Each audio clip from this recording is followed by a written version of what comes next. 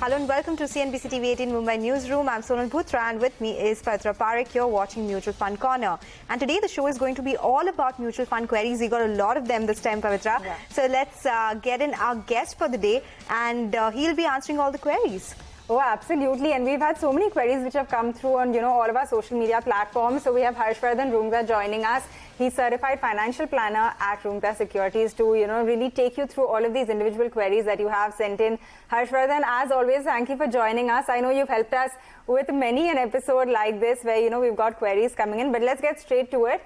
The first one is from Vikram, who writes in from Mumbai. He asks whether he should continue his investments in the Axis Small Cap Fund as the fund has been underperforming its peers. This entire category has got so much attention, right, because of the kind of moves that we're seeing in the small cap index. The flows have been really solid as well. But do you think the Axis Small Cap Fund is a good pick? And if someone is already invested, would you recommend that they move to some other fund or stay in this one? So, Pavitra, if you look at the Axis Small Cap Fund and you just analyze the fund by itself. Yeah. So, if you see the returns, there could be certain amount of underperformance in the short term, but in the long-term averages, when you look at the long-term averages, when you look at the risk ratios, when you look at, say, probably the standard deviation of the scheme, you look at the Sharpe or the Sortino ratios, there's nothing alarming in this scheme that you would need to look at and consider that should I move out of this. Besides, as I said, in the short term, you may find that some fund managers may underperform and somebody may do well. That's very much possible in the short term for a simple reason, because the short term performances will be dictated by what kind of securities you're holding and what action has happened on that in the immediate near future. So that could impact the performance in the short term. However, when you look at the long term average returns, the scheme has done well when you compare it to the benchmark or when you compare it to other funds in this category. So I don't think there is any reason for Vikram to make any changes at this juncture. I think he'll simply continue with it, and probably because we are talking about small cap as a category, you may want to actively monitor it. So 6 months later, he could again look back at it. Not now. Okay, so you're asking him to at least review it after 6 months and keep at it at least for the next 6 months and see which way things go for this particular fund for our viewer. The next one is coming in from GM Kumbhar. He's writing to us from Chennai. Asks us which mutual fund is right for the long term for purchasing property and some risk funds he can explore as well. I know, Harshvardhan, it doesn't have the exact long term that he's talking about or the amount that he's looking to invest. But if someone does have some goals in mind, how do you suggest them that they should go about it? Sonal, you're absolutely right, because he just simply mentioned that he needs for long term. Now, you'll be surprised to know that each individual has such different definitions of long term. I was just chatting with some people and they said that, I want to invest for long term. And I just inquired how many years. So they said probably a year and two. On the other hand, there is somebody else who talks about long term being at least 10 years or 15 years. So what is important for Mr. Kumbhar is that first he needs to identify what is long term for him. So I don't want to jump the gun and assume myself. However, your generic question that we spoke about long term, in my mind, the long term is always 8 to 10 years. Yeah. So if you're talking about an investment period for more than 8 to 10 years, then most certainly equity as an asset class is the best product to invest into. Why? Because equity has the potential to generate higher returns, and that is eventually the objective of investing. If you're investing your money, you have to generate returns which are in excess of inflation, and only then will you create wealth. So equity is the only asset class that helps you do that. And of course, you invest through SIP if you do not have the risk appetite, but you can go in through SIP because that averages over long term. Further, how do you create an equity portfolio? Well, you need to diversify across different market segments. So there will be a large cap, mid cap, small caps. Each individual should basically look at the risk profile that they have and then allocate between large, mid and small cap. So I think that essentially would be the methodology to accumulate wealth for long term. Now, in the absence of any such information being available to us, I would suggest Mr. Kumbhar to meet somebody, a professional or a planner in person and design a portfolio which is most appropriate to his risk profile rather than just, putting money into some schemes that you've heard of. Meet a planner, talk to them, and design as per your own risk profile. I think that will be the right appropriate way to go about it. Okay, got that. Hopefully this helps our viewer, and also hopefully they are considering 8 or 10 years when they talk about a long-term investment and not a one-year period. But we get that a lot as well. The next query comes in from Ravi Kumar. He writes in from UP, and he wanted to know if it is a good time to invest in long-duration debt funds. He writes, as interest rates may decrease in the future, how will it affect debt funds, and what is your view on the Nippon India Nivesh Laksh Fund? Harshvardhan, what do you think about debt funds right now and long duration debt specifically at a time like this?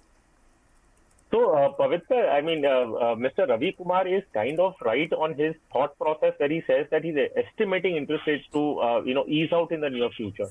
So my view is that in the next 2 to 3 years, you may find interest rates definitely lower than the levels they are at. And the good part with debt mutual funds is when interest rates fall, you will see capital gains coming into effect in your debt mutual fund because the prices of bonds and interest rates are inversely related. When the interest rates will fall, you will see capital appreciation. Now, this capital appreciation, there will be an impact, right? So it's more like a pendulum, the shorter end. So if you're at a shorter duration fund, the capital gains will be limited. And if you are in the long duration funds, the capital gains will be more.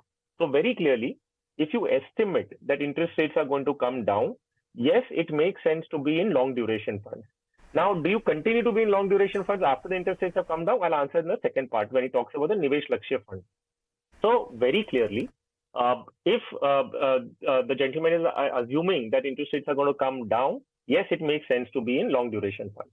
Now, when you talk about Nivesh Lakshya Fund, now Nivesh Lakshya Fund is essentially, if you see the macular duration of the fund and if you look at the average maturity, the macular duration is 10 years and the average maturity is 20 years. So essentially, Nippon Nivesh Lakshya Fund is a very long duration debt fund. It is ideally for people who are looking at absolutely 20 to 30 year time horizon and having a debt allocation. If you're playing the interest rate cycle and you want to benefit out of it, I think the better way would be to go for a medium to long-term debt fund. Now, it need not be a very long-term debt fund. So what is a medium to long-term? Now, if you look at SEBI definition and what SEBI mandates a long duration fund to have a macular duration of approximately 7 years.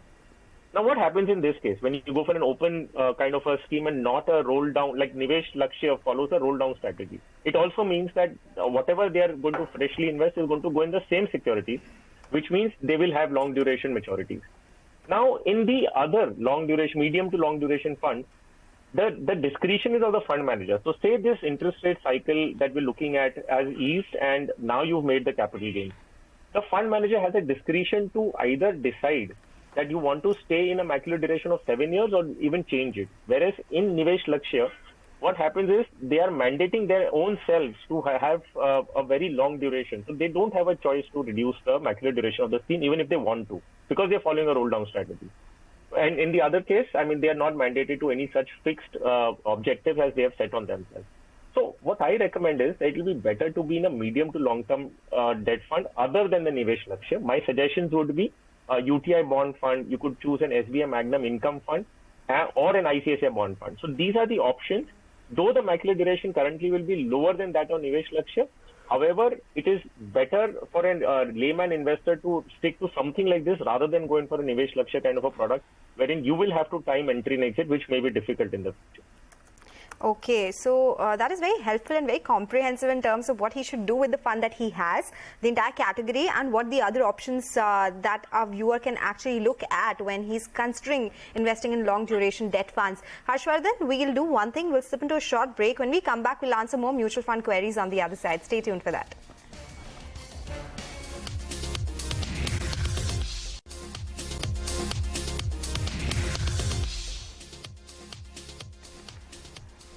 Hey guys, welcome back. You're still tuned into MF Corner here on CNBC TV18, and we still have Harshvardhan Roongta with us to answer all of the queries that you have sent in. So let's get to the next one. We have Abhijit Roy, who writes to us from Kolkata.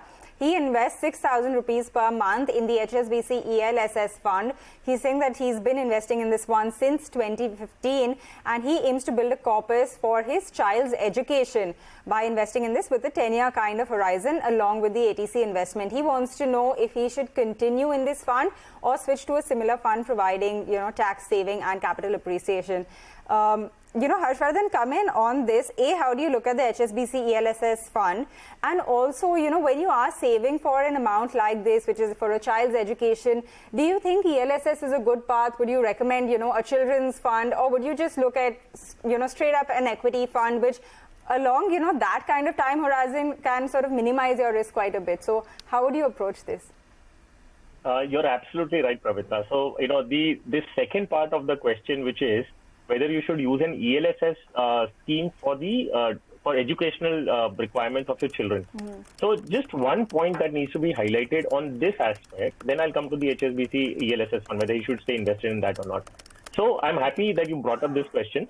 For a simple reason, ELSS has a lock-in of 3 years. And if you're investing in through SIP, every installment that you pay gets locked in for 3 years. So which means that if there's a investment that you're making in August 2023, this investment will be free to redeem in August 2026. Now September 23 will be September 26. So you're never going to have the complete access of the fund at one go. It is going to come to you in every month. Some portion is going to get released. Now, when you talk about educational needs, you will need to pay your semester fees on a quarterly basis, half yearly or a yearly basis, spread over 4 to 5 years.